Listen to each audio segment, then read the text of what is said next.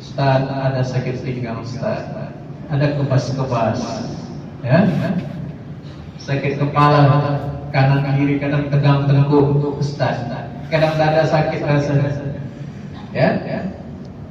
Kita ambil rumus yang mudah dulu. Kalau ada yang seperti ini, kami di pesantren waktu di Pakistan, guru kami kalau ada santri yang tidak hadir di kelas, contoh saya sendiri, waktu saya di kelas akhir daurah hadis Sihah Sittah, Bukhari, Muslim, Abu Daud, Tirmidzi, Ibnu Majah, Nasai dan beberapa kitab hadis sahih yang lain. Maka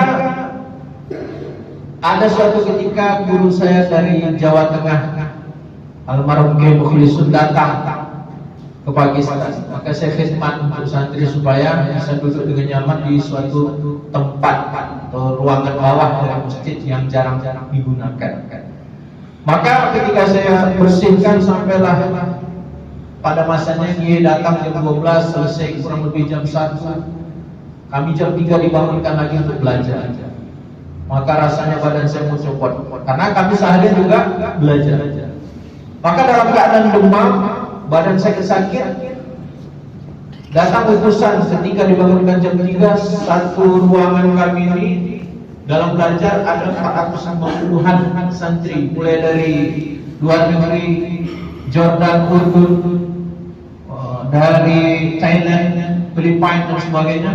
Maka yang sudah dibangunkan langsung ke ruangan belajar, saya masih terbaring karena letih, nggak sanggup, rasanya pinggang sakit. Disampaikanlah ke guru, karena utusan tadi sudah menanyakan saya untuk datang, saya nggak bisa, sakit pinggang saya. Maka datanglah utusan tersebut. Berarti sudah peringatan keras, karena waktu itu yang ngajar kita Muslim Maulana Abdul Rahman. Kalau Maulana Abdul Rahman itu membangunkan santri, sekali pukul pintu mesti bangun semua. Seperti didikan tentara. Kadang-kadang menyelamatkan diri, yang dapat sarung langsung ambil sarung, pokoknya selamatkan diri. Jangan sampai kena rotan beliau yang tebal. Kalau sudah kena rotan beliau, ya, patah rotannya, diambilnya yang baru lagi. Habis, ajak, sakit kena pukul. Maka datanglah utusan kedua, saya dalam kondisi belum siap, tapi saya bismillah, Allah bantu, bismillah, Allah Akbar. Dalam hati niatkan lagi, kuatkan niat saya. Alhamdulillah bisa bangkit. Saya sampaikan ketika dalam majelis, beliau duduk di tengah-tengah. Saya bilang, saya mau mati rasanya, Ustaz. Kamu mau mati, saya dekat dengan kematian. Umurnya berapa? Umur beliau waktu itu kurang lebih 74 tahun. Saya dekat dengan kematian, kamu hanya mau mati saja. Dan ucapan saya, umur sudah 74 tahun. Maka saya disuruh duduk di tiang. Kalau demam sakit, bersandar di tiang.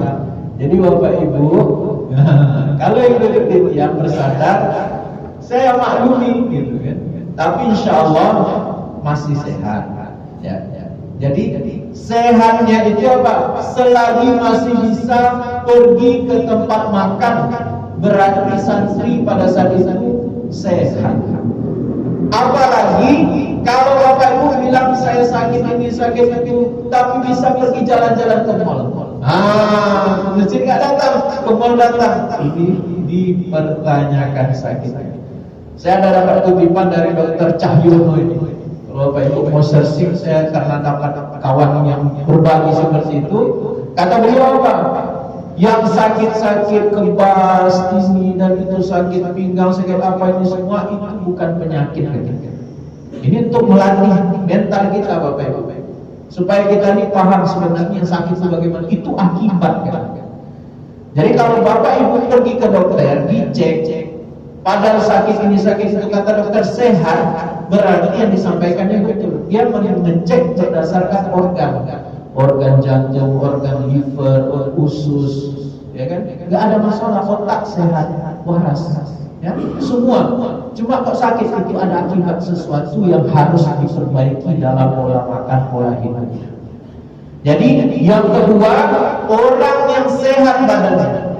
Nah, jadi Bapak Ibu udah sampai ke masjid ini, Masya Allah, saya yakin sehat. Ya. Yang ketiga, wa indahu quta yaumin, di sisinya ada bahan makanan pokok satu hari. Fiyaumin, di hari tersebut ada makanan pokok. Saya tanya juga, Bapak Ibu sehari ini ada yang tidak makan? Sarapan ada, makan siang ada, mungkin makan malam ini ada sudah disiapkan. Ada yang nggak makan? Kalau nggak ada, kita musyawarahkan dengan Bapak Ketua Masjid RT RW-nya, biar kita bantu untuk makan minumnya. Jangan sampai ada di warga kita yang tidak makan.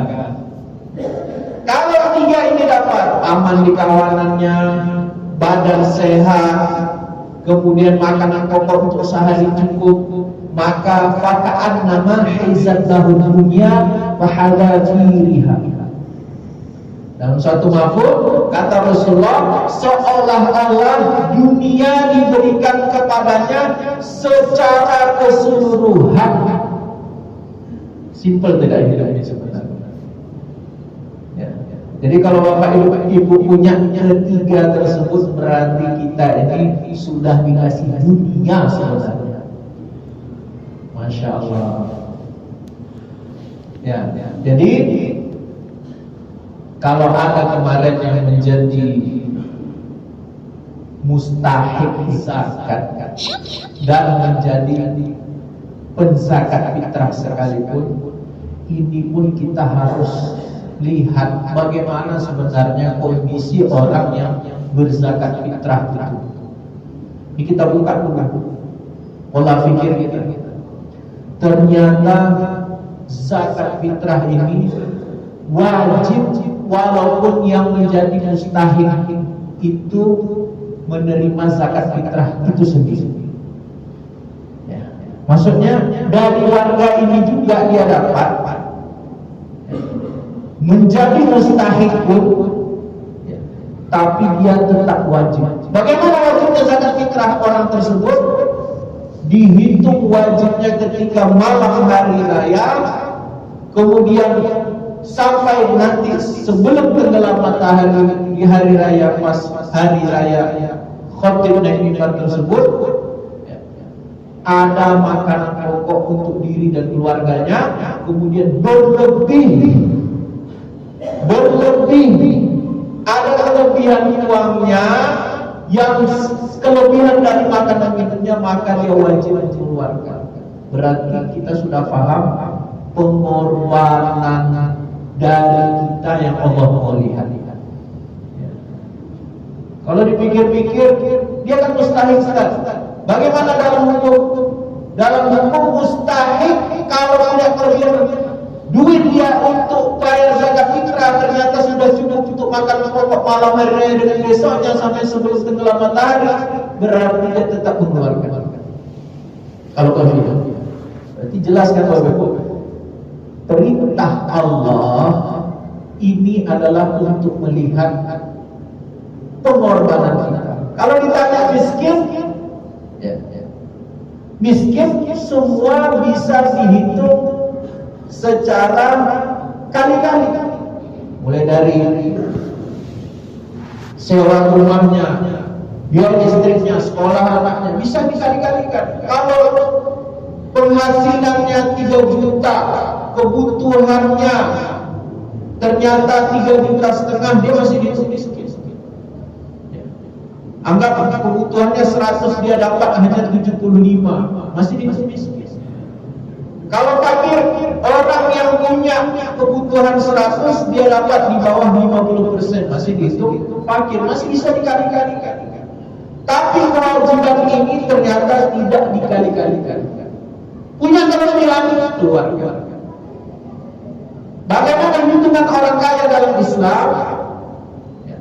Di fikih dijelaskan dalam kitab I'anatul Talibin, Syarahatul Mu'in, bahwasanya orang kaya itu ada 2 tipe. Satu, orang yang ada harta untuk hidup setahun. Tidak perlu bekerja dia, hidup untuk setahun ada hartanya, cukup untuk dicairkan, untuk dijual, maka orang itu kaya. Ini hitungan Islam Pak ya. Kalau mau dihitung orang kaya.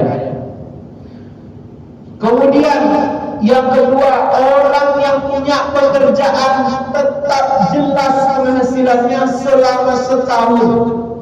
Setahun ini dia masih ada pekerjaan yang jelas. Itu namanya juga orang kaya. Kenapa? Dia cukup terus. Tidak pernah kekurangan.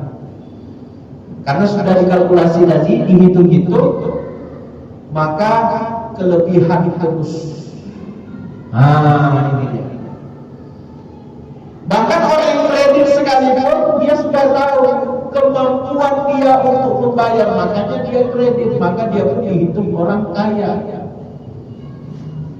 Jadi jangan sampai kemarin itu Bapak Ibu, kalau ada yang daftar sebagai mustahik karena kredit, malulah kepada Allah, sebenarnya dia bukan mustahik.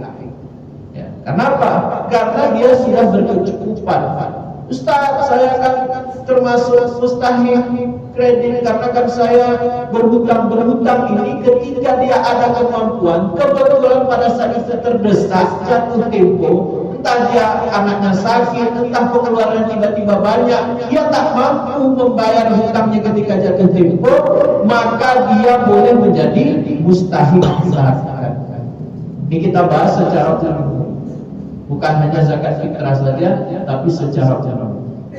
Orang yang mendamaikan suatu kampung, berhutang untuk mendamaikan, orang yang untuk masalah umum, kemaslahatan membangun masjid berhutang, itu boleh menjadi mustahik. Tapi kalau dia sengaja untuk memperkaya diri, tidak boleh. Jadi jelas Bapak Ibu ya. Jadi konsep kita sudah paham nih, diri kita siapakah orang kaya. Bagaimana hitungan Islam sebagai orang yang mendapatkan kehidupan yang luar biasa, kata Rasulullah. Satu dunia didapatkan, kita sudah paham, kesehatan, cukup makan satu hari, itu sebenarnya kaya di hari itu. Kemudian dia juga aman. Ditambah lagi kita sudah buka lagi pola pikir kita, orang yang punya kerjaan tetap dan cukup, hitung-hitungannya dia cukup, anaknya masih sedikit, cukup. Beda halnya kalau gajinya 3 juta, anaknya sudah 10, jadi miskinlah dia. Ustaz kan dia gajinya 3 juta, kok jadi mustahik, anaknya 10. Kalau anaknya 10 tentu berbeda, jadi miskinlah kawan-kawan. Jelas Bapak Ibu? Kemudian bagaimana pandangan Islam mengenai orang kaya kepada orang miskin? Maka di dalam surat Az-Zariyat ayat 19, wa fi amwalihim haqqul lis-sa'ili wal mahrum. Di dalam harta orang kaya yang punya uang banyak, itu ada haknya orang yang meminta dan orang yang dikasihi. Jadi yang dimaksud wal marhum di sini ialah, ulama menjelaskan dalam tafsirnya, orang yang punya hajat tapi dia tidak mengadu, tidak meminta ke orang lain. Jelas Bapak Ibu ya? Jadi ada di antara kita orang yang terang-terangan meminta, ada yang tak mau meminta, tapi dia punya hak. Harta kita itu harus sampai ke dia untuk membantu dia. Sekitar 3 hari yang lalu saya diskusi sama kawan saya manggilnya Bang Abu Umar. Dia punya usaha kuliner. Dia termasuk mengurus anak yatim di masjid. Maka dia sepakat dengan pengurus untuk mengenalkan uang kas. Dia punya usulan yang banyak. Ada satu yang dia salah dalam memprediksi. piatu dibilangnya termasuk anak yatim. Saya katakan jangan perbaiki. Anak yatim dengan anak piatu berbeda. Kalau anak yatim ini anak kecil ya, yang belum balik, baik laki-laki maupun perempuan. Perempuan paling cepat dalam mazhab Imam Syafi'i umur 9 tahun menstruasi, paling cepat balik. Kemudian laki-laki paling cepat ihtilam mimpi basah umur 13 tahun. Bisa lebih lama, perempuan pun bisa lebih lama. Maka kalau yang namanya piatu itu dia tidak punya ibu, tapi yang bertanggung jawab menafkahinya ada. Kalau yatim yang bertanggung jawab menafkahinya tidak ada, sudah meninggal dunia, tapi dia miskin Ustaz. Bapaknya sudah tidak ada lagi, sudah lari, ya, ibunya sudah meninggal, makanya piatu, dan yang terusnya pamannya. Berarti yang bertanggung jawab menafkahi piatu tadi itulah yang menjadi du'afanya atau orang miskinnya.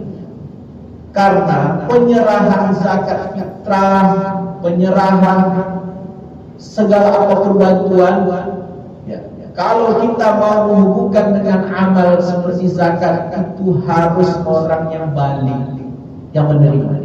Tidak bisa anak kecil. Jadi siapa yang bertanggung jawab? Kalau anak yatim yang bertanggung jawab, misalnya ibu kandungnya, maka ibu kandungnya lah yang menjadi penerima yang qabd harta anak tadi.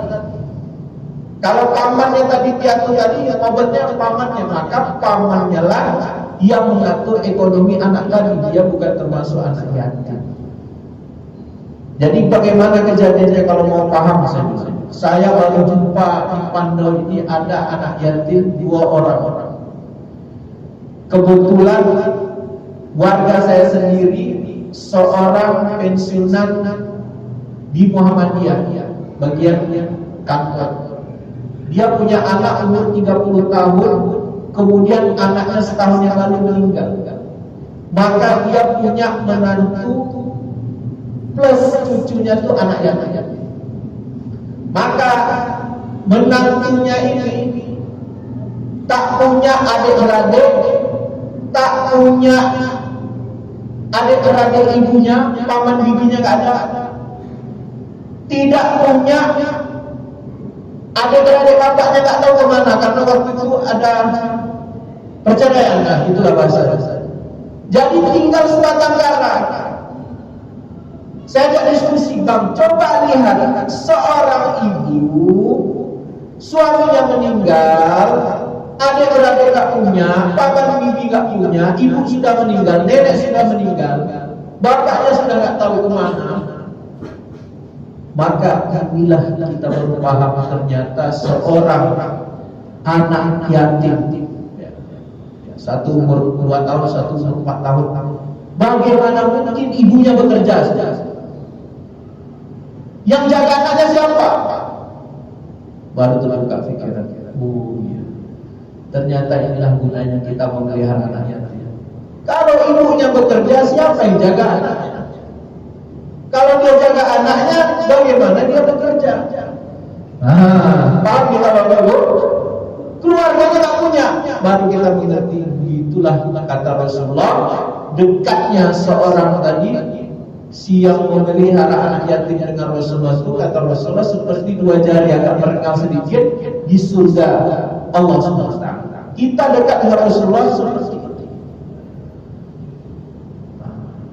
Maka pernah sekali terjadi sama saya, kawan dari BNP mengajak, Ustaz, santunan anak yatim, ayo isi kajiannya sedikit. Oke. Pas dibuat, ternyata anak ini nampaknya sudah balik, Pak. Selesai pembagian, saya tanya, Pak, ini anaknya perempuan ini kayaknya sudah balik, umur 15 tahun, kayaknya sudah bisa menikah. Saya pun gak mau salah sama dia, dia balik kenapa? Dia bisikkan ke saya, Ustaz, saya memang sengaja menyantuni anak yatim, saya gabung dengan orang yang masih sampai umur 15 tahun. Oh, kalau gitu uang bapak sendiri nggak apa-apa. Tapi kalau menggunakan nama anak yatim, warga tahunya yatim itu ialah anak yang belum balik. Kalau seperti ini kasusnya, maka tidak boleh kita ambil hak yang sudah diberikan orang lain berdasarkan nama tadi dipindah ke yang lain, seperti ke piatu, ya, seperti ke fakir, miskin. Nggak boleh. Karena apa? Bukan haknya.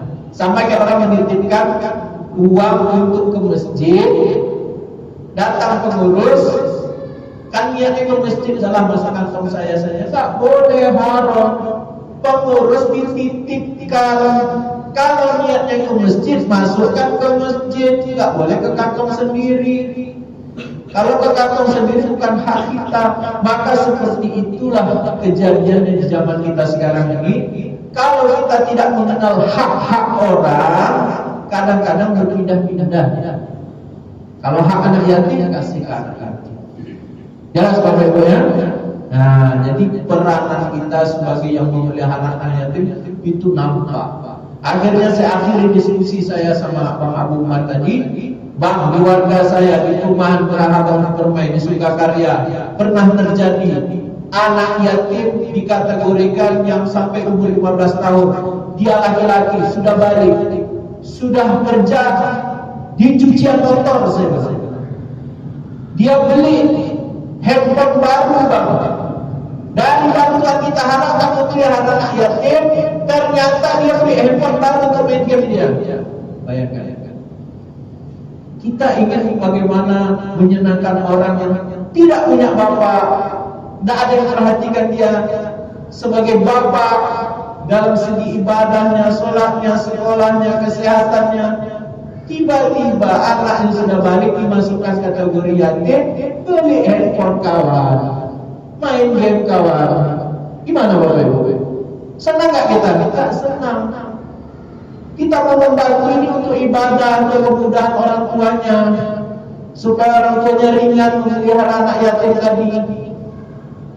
Apalagi yang sudah balik, supaya ada pikir orang tuanya untuk menikahkan anaknya segera. Kalau nggak sudah bongsor-bongsor dikasih juga bantuan, dia pacaran gawat.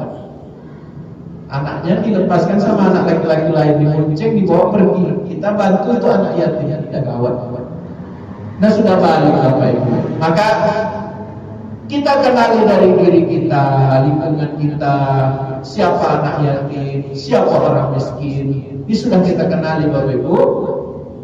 Maka di dalam Islam jangan sampai kita membuka celah orang meminta-minta kepada kita. Makanya di dalam Islam itu ada yang namanya zakat, ada yang namanya hak orang miskin, hak orang yang punya hajat tak meminta, ada yang namanya berkurban. Tujuannya apa? Jangan sampai terjadi yang namanya manusia peminta-minta. Dalam Islam meminta boleh, keadaan darurat sekali waktu boleh. Misalnya ada orang melakukan perjalanan, hilang dompetnya, hilang handphonenya, lapar, Pak minta Pak saya belum makan, boleh. Terdesak boleh, bagus. Malah dia dapat pahala meminta. Kenapa? Tidak membahayakan dirinya. Dia tidak bisa bekerja pada saat itu. Dia bawa keluarga. Boleh. Tapi ada di dalam hadis yang lain, ma yazalu ar-rajulu yas'alun nas hatta ya'tiya yaumal qiyamah. Maka ada seorang yang meminta-minta, tak henti-henti meminta-minta kepada manusia sampai datang hari kiamat. Maka apa yang terjadi? Laisa fi wajhihi mus'atul lahm. Tidak ada sedikit pun di wajahnya daging. Kasihan. Jadi kalau ada orang yang menjadi pekerjaan hidupnya meminta-minta, minta Pak, hidup dia dengan itu, sampai nanti masanya di hari kiamat wajahnya ini tidak punya daging sedikit pun. Jelas? Kemudian ada juga hadis yang berhubungan dengan orang yang bekerja. Kalau kita mau berkorban, tentu kita rajin-rajin bekerja, niat untuk fisabilillah. Maka pernah Rasulullah bersumpah, wallahi, demi Allah, wallahi nafsi biyadihi, yang mana diriku di dalam genggaman Allah Subhanahu wa ta'ala, li ayyakhudha ahadukum hablah, hendaknya di antara kalian mengambil seutas tali. Seutas tali. Untuk apa? Maka untuk payah taqiu, untuk mencari kayu bakar. Kemudian kayu bakar tadi diletakkan ala wahri, di punggungnya. Khairullah, itu lebih baik bagi diri dia min ayyatiya rajulan yas'aluh, dibandingkan dia mendatangi seseorang kemudian meminta. Aqtahu aw mana'ah, baik orang yang dipinta tadi memberi atau mencegahnya, tidak. Jadi Rasulullah mengajarkan di dalam Islam seseorang itu bekerja, walaupun cuma mencari kayu bakar dengan seutas tali diikatkan di punggungnya, itu lebih baik kata Rasulullah. Jadi kesimpulannya apa? Setiap diri kita jangan sampai tidak mau berkorban. Jadi kurban itu bahasa Arab. Bahasa kita Indonesia berkorban, pengorbanan itu juga mirip, perilakunya mirip. Tapi namanya yang berbeda. Ada namanya kurban, ada namanya korban. Tapi yang dimasukkan kurban itu kalau kita lihat di zaman Nabi Adam saja, nama anaknya yang pertama adalah Qabil, yang kedua adalah Habil. Maka Qabil dan Habil pernah diminta untuk berkorban. Maka pengorbanan siapa yang diterima pada saat itu adalah si Habil. Kenapa? Dia punya hewan ternak berupa kambing. Kemudian kambing itu dipilih yang paling baik, dihadapkan di hadapan Allah. Kemudian hilang kambing. Sedangkan si Qabil, dia punya pertanian, tapi hasil pertanian yang buruk dihadapkan kepada Allah tak diterima. Jadi jelas, Bapak Ibu, pengorbanan kita ini yang mau Allah lihat. Allah itu senang melihat pengorbanan hambanya.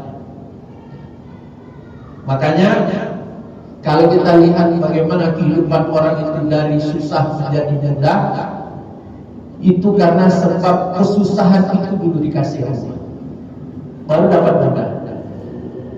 Bapak-bapak di sini sudah berumur.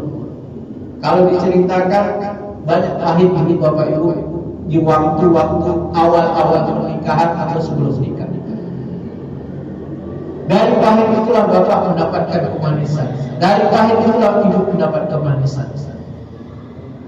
Maka di dalam Islam pun sama. Kita ingin bagaimana mendapatkan perbaikan dalam hidup kita. Maka tidak ada cara yang lain kecuali kita mengorbankan yang kita cintai. Pada saat ini yang kita cintai apa? Yang kita peroleh dari hasil keringat kita sendiri, itu yang kita cintai. Karena begitu cintanya kita dengan harta kita belikanlah. Kalau kita punya kelebihan rumah untuk anak kita, karena anak yang cintai. Karena kita cintai harta tadi, kita berikanlah ke anak yang kita cintai mobil. Ini bagian kaya Bapak Ibu ya. Yang punya simpanannya banyak, kan disiapkan itu. Anaknya rumah satu, mobil satu. Ya. Karena apa? Dia cinta kepada anaknya, tentu yang dicintai diberikan. Maka satu pertanyaannya, selama kita hidup ini, kecintaan Allah itu nampak atau tidak dalam diri kita? Dia ada dua Bapak Ibu. Satu cinta kepada Allah, satu dicintai Allah. Di dalam Al-Quran, in kuntum tuhibbunallaha fattabi'uni. Jika kalian benar-benar mencintai aku, kata Allah, maka fattabi'uni, ikutilah aku, yaitu ikuti Rasulullah pada saat itu. Yuhibbukumullah, maka Allah akan cinta kepada kalian. Wa yaghfir lakum dzunubakum, dan akan mengampuni dosa-dosa kalian. Wallahu ghafurur rahim, dan adapun Allah Maha Pengampun lagi Maha Penyayang. Maka di dalam kita ingin dicintai Allah, tentu kita dikategorikan oleh Allah sebagai orang yang dicintai. Ada satu kejadian kawan saya sendiri. Ketika diajak ke masjid, dia ahli masjid ngajak kawan yang lain, ya kawan jauh lah gitu. Pak, ke masjid dong. Kamu kenal Allah enggak? Mau ngajak ke masjid kok dibilang kenal Allah. Akhirnya apa? Dia dapat ilham dari Allah. Bapak kamu sungguh di mana? Terdiam. Minta tambah sedikit. Terdiam dia. Ternyata dia sungguh gak di masjid. Maka dia bilang, Bapak kenal Jokowi enggak? Kenal ya.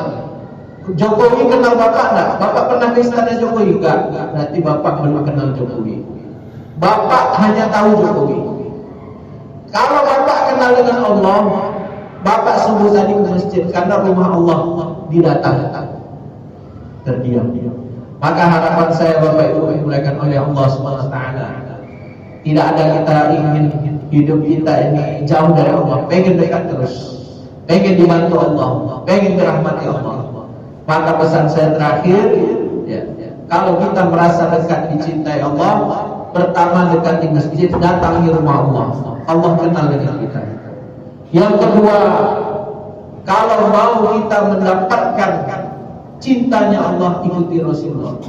Setiap sahabat Nabi berkorban, dan Rasulullah tidak pernah, beliau tidak mengajarkan berkorban, termasuk menyembelih hewan kurban adalah sunnahnya dari bapak kita, yaitu Nabi Ibrahim alaihissalam. Dari sekian Nabi, contoh termasuk Baitullah dikunjungi, ya kan? Ini semua contoh dari pengorbanannya Nabi Ibrahim. Maka harapan kita, hari raya Kurban sudah mulai dekat. Berikanlah ini bentuk pengorbanan kita yang terbaik untuk warga, untuk masyarakat. Kenapa? Syukur nikmat yang Allah berikan kepada bapak sudah ada, syukur nikmat kepada istri dan anak sudah ada. Terus sekarang syukur nikmat kita diberi kelebihan harta. Bagaimana warga kita menikmati daging yang kita sembelih di hari raya Kurban.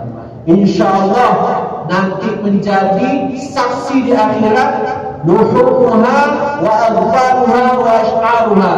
Dagingnya, rambutnya, kukunya bersaksi di hadapan Allah bahwasanya fulan bin fulan pernah berkurban.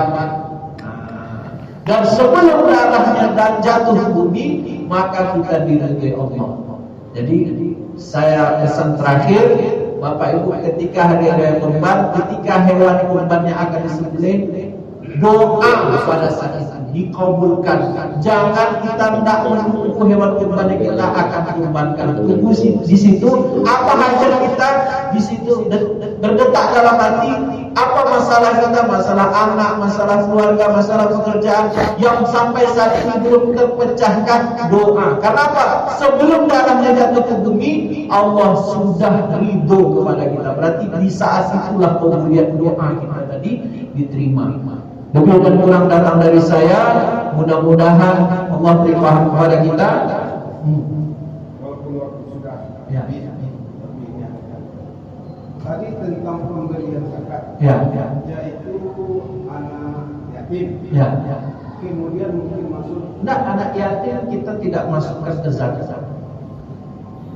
Anak yatim bukan zakat. Jadi saya perjelas, yang namanya zakat ini ada mustahiknya. Jadi termasuk saya membahas hak dari harta orang kaya bukan hanya kepada zakat, ada juga hak kepada anak yatim. Itu maksud saya menjelaskan. Fakir miskin mustahil zakat. Tapi kalau anak yatim bukan mustahil zakat, tapi hak mereka tetap ada. Maka tadi ayatnya apa? Wa fi amwalihim haqqul lis-sa'ili wal mahrum. Di hartanya orang kaya ada hak orang yang meminta dan orang yang dikasih, termasuk anak yatim. Tadi anak yang menuntut ilmu yang bermanfaat, orang tuanya tidak mampu. Apakah wajar itu menunjukkan anak yang lagi mondok pesantren, dia sudah balik tapi belum mampu bekerja karena si menuntut ilmu, sehingga orang tuanya membiayai. Sebenarnya anak tadi tak wajib dibiayai. Ini berdasarkan Islam, fikih Islam. Cuma orang Indonesia bapaknya baik-baik, dikasih motor, melawan pun anaknya dikasih lagi. Anak pun ajar, tak ngerti jasa orang tua. Padahal dia tak boleh lagi dibantu. Sebenarnya dia harus bekerja. Jadi anak yang sudah balik itu sebenarnya itu sedekah orang tua. Seandainya orang tuanya miskin, maka anak yang sudah balik pondok pesantren tadi menjadi mustahil zakat sebagai fakir karena tak punya pekerjaan tetap. Boleh menjadi mustahil. Tapi hitungannya fakir. Jatuh dalam jelas Bapak Ibu ya? Insyaallah. Mudah-mudahan Bapak Ibu menjadi orang kaya semua, kurban semuanya. Insyaallah. Kita tutup dengan doa kifaraah majelis. Subhanallah wa bihamdihi, subhanallahumma wa bihamdika, nasyhadu an la ilaha illa anta, nastaghfiruka wa natubu ilaik. Assalamualaikum warahmatullahi wabarakatuh. Alhamdulillah, terima kasih banyak kepada Ustaz yang telah menyampaikan kajian ilmu pada malam hari ini. Semoga Allah Subhanahu wa taala memberikan ganjaran pahala yang berlipat ganda untuk Ustaz dan juga untuk kita semua, serta ilmu yang telah diberikan bermanfaat dan bisa kita terapkan dalam kehidupan sehari-hari. Amin amin ya rabbal alamin. Baik, kita tutup kajian ilmu kita pada malam hari ini dan mengucapkan alhamdulillah, alhamdulillahirabbil alamin dan kami akhiri. Wabillahi taufiq wal hidayah. Assalamualaikum warahmatullahi wabarakatuh.